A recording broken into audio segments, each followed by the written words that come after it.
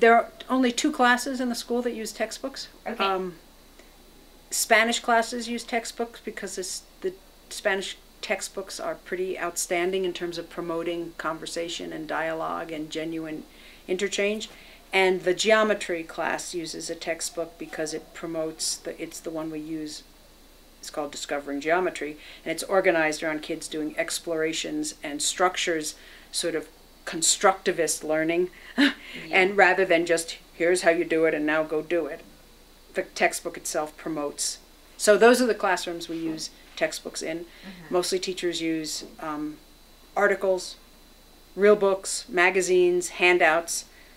We use Norland Library, we use the web. There's a lot more.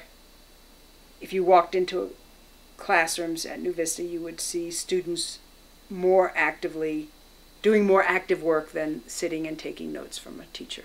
The teacher is facilitating learning, is trying to, so one of my teachers puts it, whenever I'm planning a lesson, I'm always trying to think of what are the students going to do?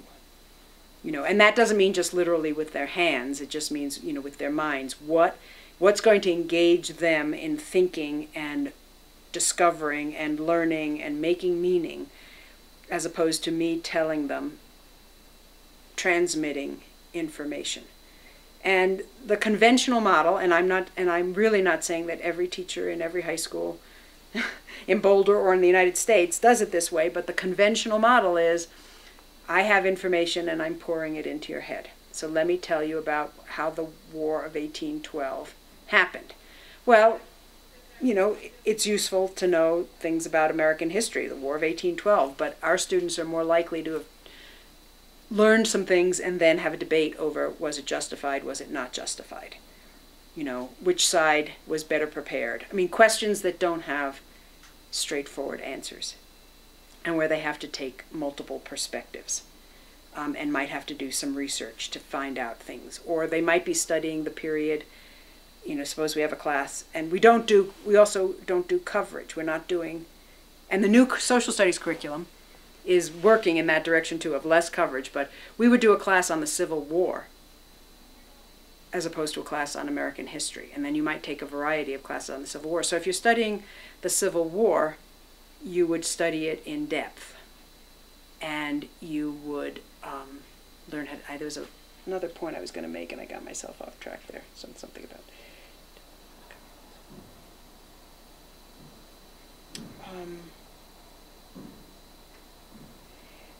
you know, there'd be more emphasis on learning what it would mean to know something historically than trying to cover just everything that happened. Right. And we're not alone in having that perspective on education, right. But it's not the, you know, typical U.S. history class starts with discovery and goes, you know, maybe it gets to the 20th century. And now they're going to say, no, in high school we're going to do we're going to start with the Civil War and go forward, so we actually might get to modern times. But we might do an American history class, we're doing an American history class next quarter that is actually the 21st century. So what's happened since these kids were born that actually is U.S. history? Right. Because you can't know it all. Right. So tell me why you decided to retire. So it goes back to 1991. That's a long time ago. I've been doing this for 18 years. Right. And I think it's time for me personally to do something different. And I think it's time for New Vista. Eventually, you know, there's a 100% mortality rate. I'm going to not be here at some point. And I think I've now familiar with 2 schools where the founder stayed for 30 years. I don't think that's a really good idea. I think there's a certain kind of ossification that happens, or, you know, things get just pretty familiar and stuck because, and I have my blind spots, you know, they're just things I don't like to do, they're tasks I don't like to do, they're kind of things that my thinking is sort of formed on. It's both good for me to do something different and it's good for New Vista to have somebody new come in and look at it with a fresh eye.